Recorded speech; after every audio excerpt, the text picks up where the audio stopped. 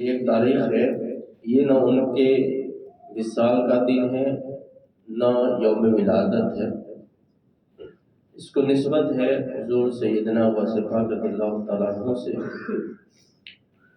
جو آپ لنگر پکایا کرتے تھے حضور علیہ السلام کی محبت میں ہر مہینے میلاد کی خوشی میں، چونکہ وہ عصر کے بعد ان کا پروگرام ہوتا تھا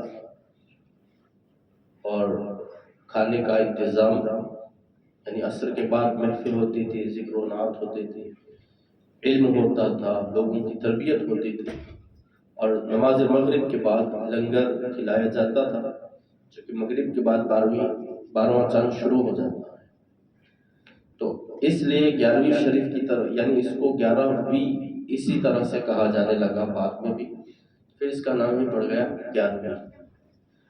تو ہمارے یہاں بھی اس کو ہم 11ویں شریف کہتے ہیں۔ تو یہ اصل میں آپ کی زندگی کا ایک عمل ہے جو حضور کی محبت میں ہر ماہ وہ کیا کرتے تھے اس تاریخ 11 تاریخ کو، اس لیے اس کو 11ویں شریف سے تعبیر کیا جاتا ہے۔ آج وہی دن ہے 11ویں شریف۔ تو ہم چاہتے ہیں کہ حضرت سیدنا غوث پاک رضی اللہ تعالیٰ عنہ کے حوالے سے چند معروضات میں آپ کی خدمت میں عرض کروں، تو آپ کی یاد بھی ہو جائے، آپ کا ذکر خیر بھی ہو جائے، اور کچھ ہماری ضرورت بھی پوری ہو جائے۔ سیدھی سیدھی کرامتیں دو چار سنا کے تو اس سے کوئی فائدہ نہیں ہے۔ ہم سب جانتے ہیں کہ اللہ کے ولی ہیں تو کرامت ہونی ہے، بار بار اسی کو کیا ریپیٹ کریں۔ کچھ باتیں جو کہ کرامتیں جب بیان ہوتی ہیں نا، تو پھر اصل جو فضائل ہے ان کی زندگی کا جو سٹرگل ہے وہ روپوش ہوتا ہے، وہ پھر سامنے نہیں رہتا ہے۔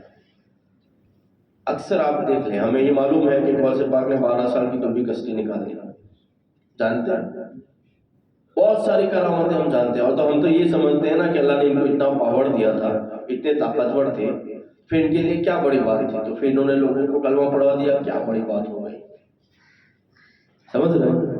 اب جو انسان جس کو اللہ نے یہ طاقت دی ہو کہ وہ کشتی نکال دے سمندر میں سے ڈوبی ہوئی، تو پھر کسی کا دل بدل لینا کوئی بڑی بات تو نہیں ہے نا اس کے لیے۔ تو یہ تو ہم نے آسان کر دیا نا کہ بھائی ہے اتنے بڑے، تو پھر ان کے لیے تبلیغ کرنا کوئی مشکل کام نہیں ہے، مگر ہم تو انسان ہے نا، کیا کریں، ہم سے تو نہیں ہو پائے۔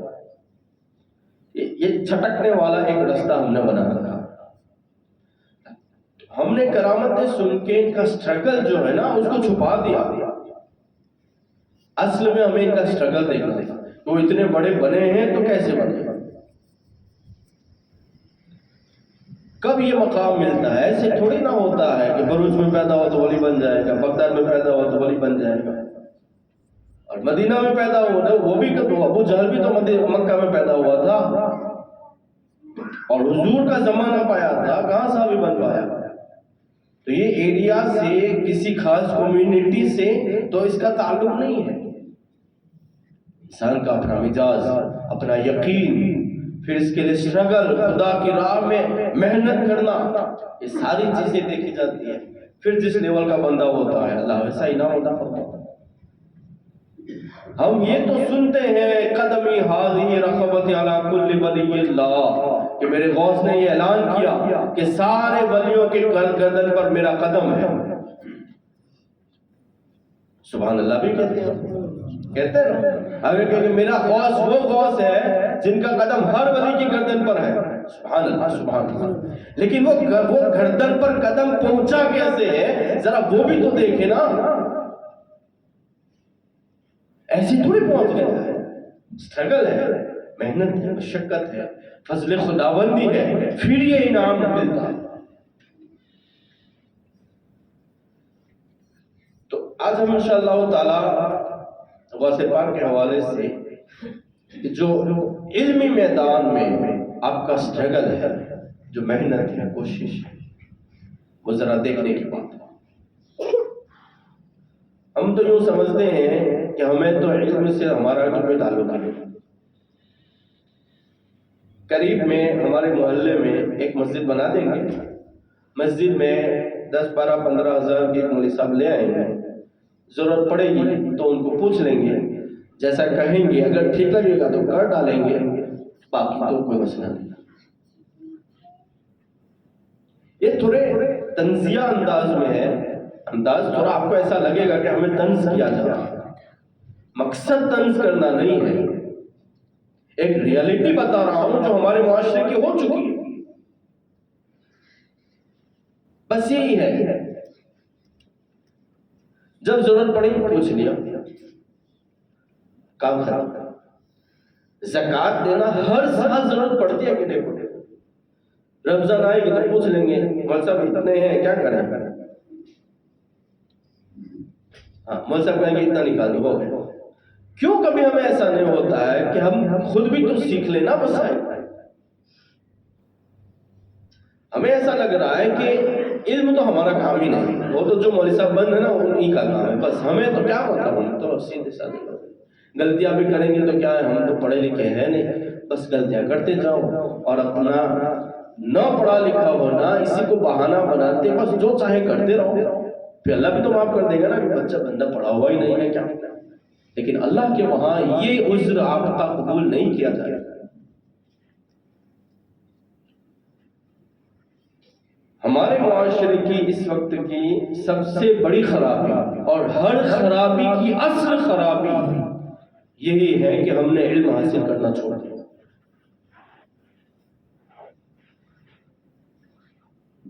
حالانکہ ہم وہ قوم ہیں الحمدللہ، اللہ تعالیٰ نے جب ہمارے اوپر یعنی ہمارے نبی علیہ السلام پر جو قرآن اتارا اس کی سب سے پہلے آیت کریمہ ہے اقرا، پڑھ۔ تعلیم کا آغاز ہی ہمارا پڑھنے سے ہوا ہے۔ المیہ یہ ہے کہ آج ایوریج لیول پر دنیا کی جاہل ترین قوم ہر اعتبار سے رپورٹ کے مطابق ہماری ایک شاعر نے بڑی پیاری بات کہی ہے، حیرت ہے کہ تعلیم و ترقی میں تو ہے پیچھے، حیرت ہے کہ تعلیم و ترقی میں ہے پیچھے، جس قوم کا آغاز ہی اقرا سے ہوا تھا، جس قوم کا آغاز ہی اقرا سے ہوا تھا وہی قوم پیچھے رہ گئی۔ اور صرف یہ ایک آیت نہیں ہے، اقرا بسم ربک الذی خلق، خلق الانسان من علق، اقرا وربک الاکرم الذی علم بالقلم علم الانسان ما لم یعلم۔ یہ 5 آیتیں پہلے نازل ہوئی، ان میں سے 4 آیتیں وہ ہیں جس میں علم کا تذکرہ ہے۔ پہلی 5 آیتیں جو قرآن کی نازل ہوئی اس میں 4 آیتیں وہ ہیں جس میں اس کا ذکر ہے، پڑھنے کا، علم کا، سیکھنے کا، اور وہی قوم آج ہر میدان میں سب سے پیچھے نہ۔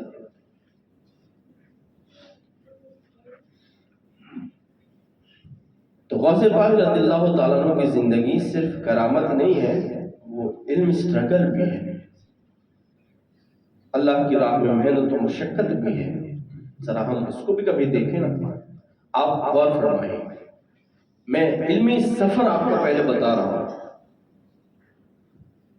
آپ نے سنا ہوگا حضرت غوث پاک رضی اللہ تعالیٰ عنہ جب آپ کی ولادت ہوئی نا تو آپ 17 یا 18 قرآن مجید کے پاروں کے حافظ تھے۔ کیسے؟ کیسے؟ ہاں ماں کی پیٹ سے، مگر کیسے؟ یس، فاطمہ ام الخیر فاطمہ رضی اللہ تعالیٰ عنہ، ان کے والدہ محترم اتنی کثرت سے تلاوت کرتی تھیں، چونکہ وہ اتنے پاروں کی حافظہ تھی تو مسلسل ان کا پڑھنا رہتا تھا، تو سن سن کے آپ کو بھی یاد ہو جاتا۔ اور یہ اب تو سائنس نے بھی یہ پروف کر دیا نا کہ جب بچہ شکم مادر میں ہوتا ہے تو جس طرح کی ماں کی حرکتیں ہوتی ہیں بچہ اسی طرح کا پیدا ہوتا ہے۔ اب ماں موبائل لے کے بیٹھے گی تو بچہ پھر دیوانہ نہیں ہوگا موبائل پر، پھر ہم کہیں گے بچہ سنتا نہیں ہے، مطلب موبائل لے کے بیٹھا رہتا ہے۔ بعض بچوں کا قصور بعد میں دیکھیں، ہم پہلے اپنا دیکھیں. تو 17 یا 18 پارے کے حافظ تو آپ شکم مادر سے ہوئے تھے. اس کے بعد حفظ کیا. جب شور آیا پھر 7 سال کی عمر کے بعد مکتب میں، یعنی جو جیلان، جو آپ کے گاؤں شہر کا نام تھا جیلان، گیلان اصل میں ہے، اس کو ہم جیلان کہتے ہیں، اسی لیے ہم عبد القادر جیلانی کہتے ہیں. تو وہاں پہلے مکتب میں داخلہ لیا اور شروع کا پڑھنا لکھنا جو بیسک ہوتا ہے وہ آپ نے وہیں پر حاصل کیا. اور اس کے بعد جیسے ہمارے یہاں کہتے ہیں نا شروع کی تعلیم، یعنی اگر اسکول کے حساب سے اگر آپ دیکھیں، آپ کی سمجھ کے لیے میں کہہ رہا ہوں، تو جو پرائمری اسکولز ہوتے ہیں 1 سے 8 تک، اس طرح کا جو پرائمر اس ٹائم کا تھا، وہ آپ نے اپنے شہر میں یعنی جیلان میں وہ سارا وہ کتابیں پڑھی، علم حاصل کیا. 18 سال کی عمر ہوئی تو آپ عالم کی سند سے آپ کو فیضیاب کیا. 18 سال کی عمر کے بعد مزید آپ کو علم حاصل کرنا تھا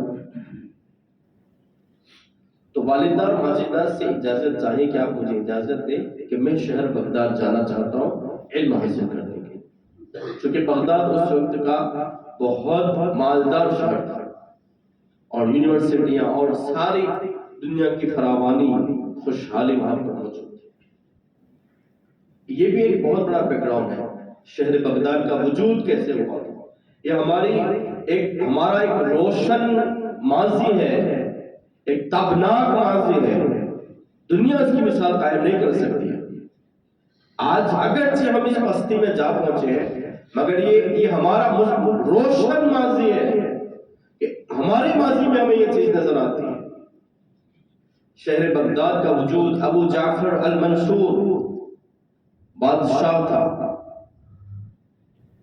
اس نے سوچا کہ ہمارے ملک کے سارے ٹیلنٹ لوگوں کو، جتنے بھی ٹیلنٹڈ لوگ ہیں، سب کو اکٹھا کیا جائے اور ان کو ایک ساتھ رکھا جائے.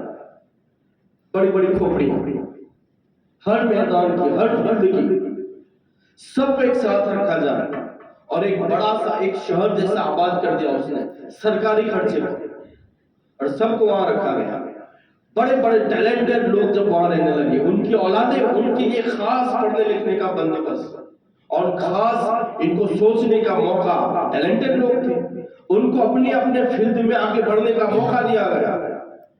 اور یوں بڑھتے بڑھتے ٹیلنٹ والوں کی اولاد جب ایک خاص منصوبے کے تحت جب آگے بڑھی ہے، پھر وہیں سے ایک شہر آباد ہوا جس کو شہر بغداد کہا جاتا ہے. آپ دیکھ لیں یہ بغداد کی تاریخ میں یہ چیز ہے. تو وہاں پر پڑھے لکھے لوگ بھی اتنے اس زمانے میں بھی تھے. آپ نے ایک سائنٹسٹ کا نام سنا ہوگا، ابو ریحان،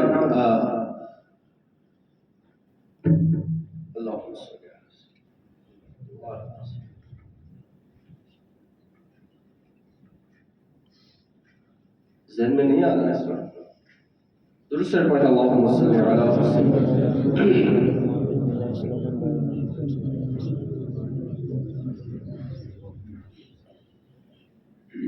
خیر انشاءاللہ کبھی نام غرض کروں گا. تو وہ بھی شہر بغداد کے رہنے والے تھے. آپ دنیا کی تاریخ پڑھ کے تو دیکھیں، کانچ کی بناوٹ، شیشے کی، کہ آواز نہیں پہنچتی ہے، بندہ پورا دکھ جاتا ہے. یہ عجوبہ بھی سب سے پہلے شہر بغداد میں بنا تھا. پڑھنے لکھنے کے حوالے سے ہر اعتبار سے صوفیہ بھی اتنے ہیں، ولی بھی اتنے ہیں، وہاں علماء بھی اتنے ہیں، مفکر محدث بھی اتنے ہیں. شہر بغداد کی ہر گلی میں آپ کو ایک چمکتا ہوا آستانہ نظر آئے. وہ سب بڑے بڑے لوگ تھے. وجہ یہ تھی کہ شہر کا وجود ایسے ہوا تھا. خیر تو حضرت عبد القادر جیلانی سرکار غوث اعظم رضی اللہ تعالیٰ عنہ نے اپنی والدہ ماجدہ سے اجازت چاہی کہ مجھے بغداد جانا ہے، وہاں جا کے پڑھنا ہے، آگے پڑھنا ہے، مجھے اجازت دیں. تو آپ کی والدہ نے اجازت دی. 40 اشرفیاں آپ کو دی اور نصیحت کی کہ سچ بولنا ہے، کبھی جھوٹ نہیں بولنا ہے. پھر وہ اسی کی برکت ہوئی کہ وہ داخل بھی اسلام لے آیا اور وہ سارے واقعات آپ سنتے رہتے ہیں۔ 18 سال کی عمر کے بعد بغداد گئے اور 25 سال تک آپ وہاں دوبارہ علم حاصل کیا، یعنی 7 سال تک، 18 سے 25 اگین 7 سال اور آپ نے علم حاصل کیا۔ 25 سال کی عمر ہوئی، 25 سال کے بعد ابھی آپ کی علمی پیاس نہیں بجھی، اللہ سے لو لگانا تھا، چونکہ ذمہ داری بہت بڑی آنے والی تھی۔ اور پچھلے جمعہ ہم نے سنا احساس ذمہ داری کیا ہوتا ہے۔ یہ احساس تھا کہ مجھے ایک بہت بڑی ذمہ داری دے کر میرے رب نے بھیجا ہے، عام بندوں کی طرح نہیں کہ پیدا ہوا مر گیا، ایک ذمہ داری دی تھی، مجھے وہ ذمہ داری پوری کرنی ہے۔ تو اس کے لیے آپ پہلے تو علم حاصل کرنا ہے، پھر رب کا قرب حاصل کرنا ہے۔ 25 سال کی عمر کے بعد گئے، ایک روایت کے مطابق، اور 25 سال، اور ایک روایت کے مطابق 27 سال، ایک روایت کے مطابق 30 سال کی عمر جنگلوں میں بھٹکتے رہے، اور وہاں بس دنیا سے بے خبر الا اللہ کی ضربیں لگا لگا اللہ کرتے رہے۔ اور اس کے بعد جب اللہ تبارک و تعالیٰ نے اتنے اسٹرگل کے بعد ایک منزل دی، ایک مقام دیا، پھر جا کے بغداد کی سرزمین پہ آپ نے یہ اعلان کیا تھا، قدمی ہاذی رقبت علی کل ولی اللہ۔ سبحان اللہ۔ یہ اعلان بعد میں ہوتا ہے، پہلے اسٹرگل پیچھے ہوتا ہے۔ پھر کیا تھا؟ ہمارے آقا علیہ الصلوۃ والسلام کی ایک حدیث ہے، الفاظ حدیث کے یہ ہیں، العلم حیات الاسلام۔ یہ اس کا ترجمہ میں کروں گا، میں چاہتا ہوں کہ آپ میرے ساتھ مل کر کے وہ چیز بولیں، وہ دہرائیں تاکہ یاد رہے۔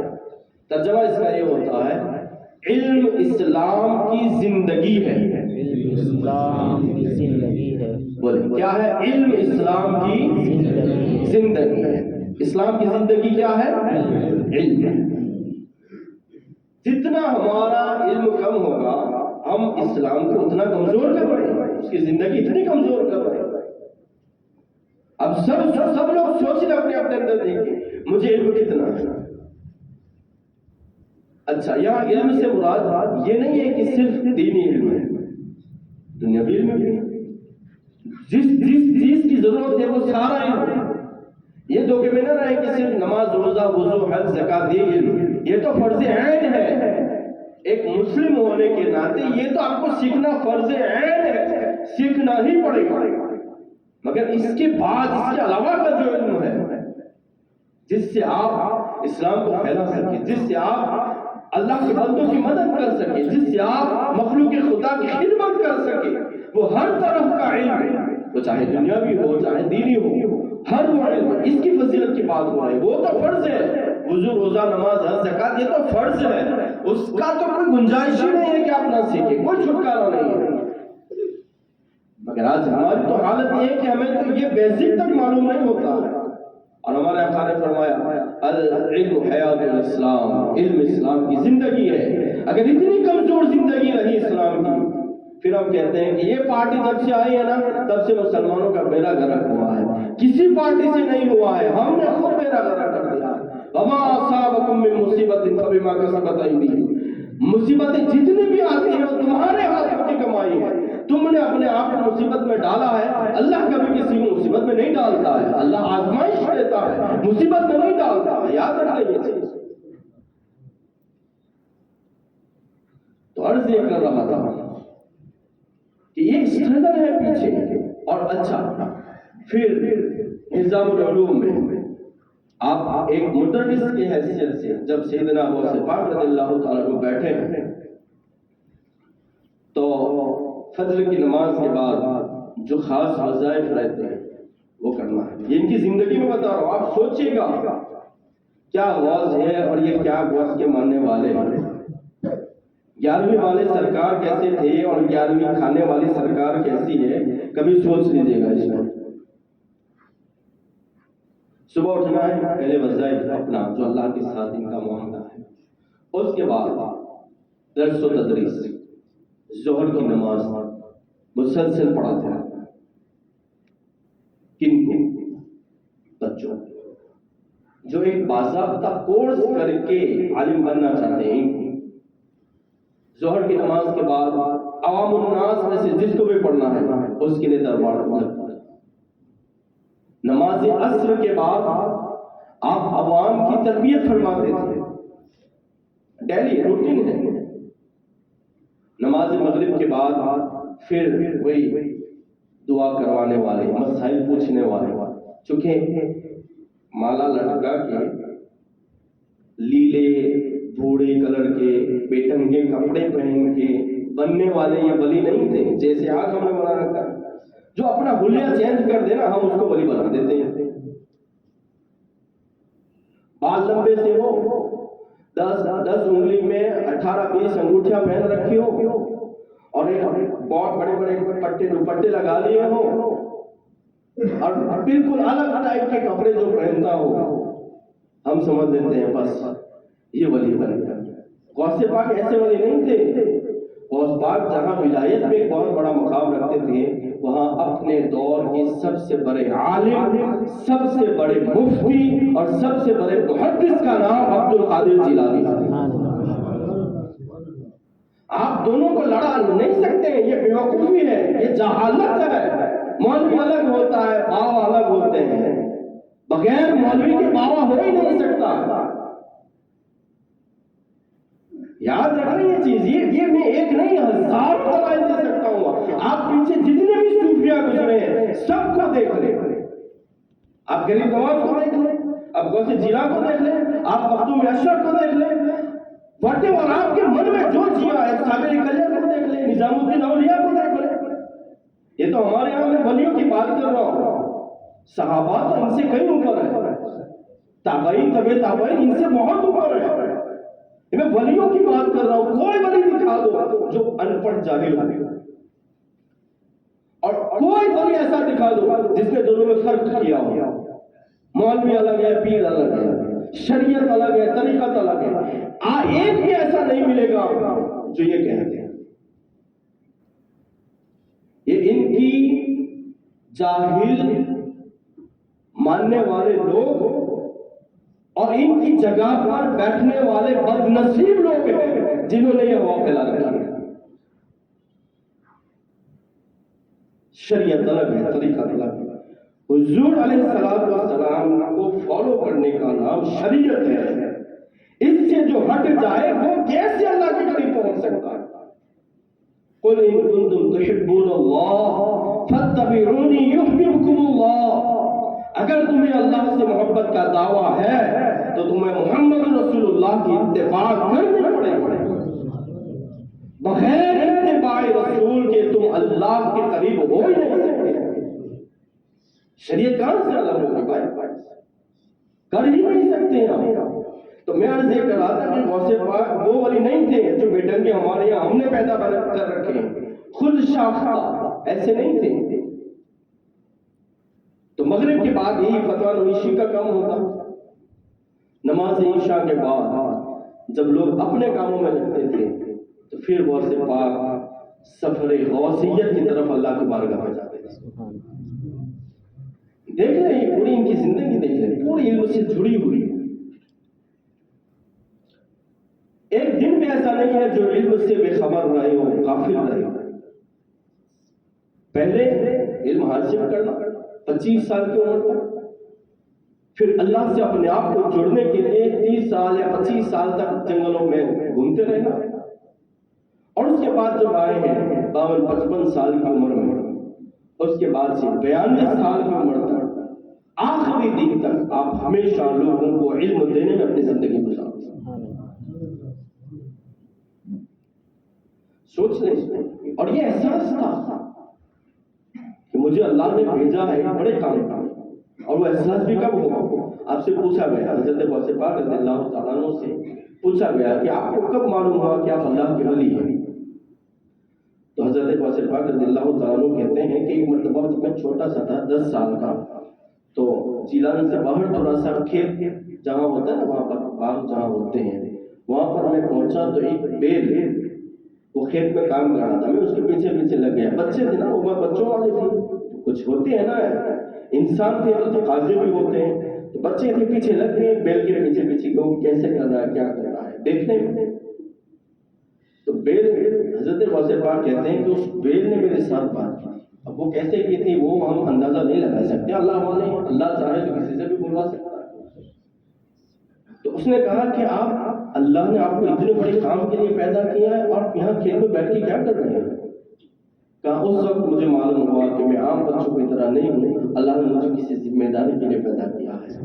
اور وہی احساس ذمہ داری ایسا جاگا، اتنا اس کو پروان چلایا کہ دین کی اتنی خدمت کی، علم کو اتنا فروغ دیا، اتنا علم پھیلایا، لوگوں کو اتنا عالم بنایا، اتنا علم لوگوں کو بانٹا کہ علم کو بانٹتے آپ نے اسلام کو زندہ کر دیا. اور اسی لیے آپ کا لقب ہوا محی الدین، دین کو زندہ کرنے والا. الحمدللہ.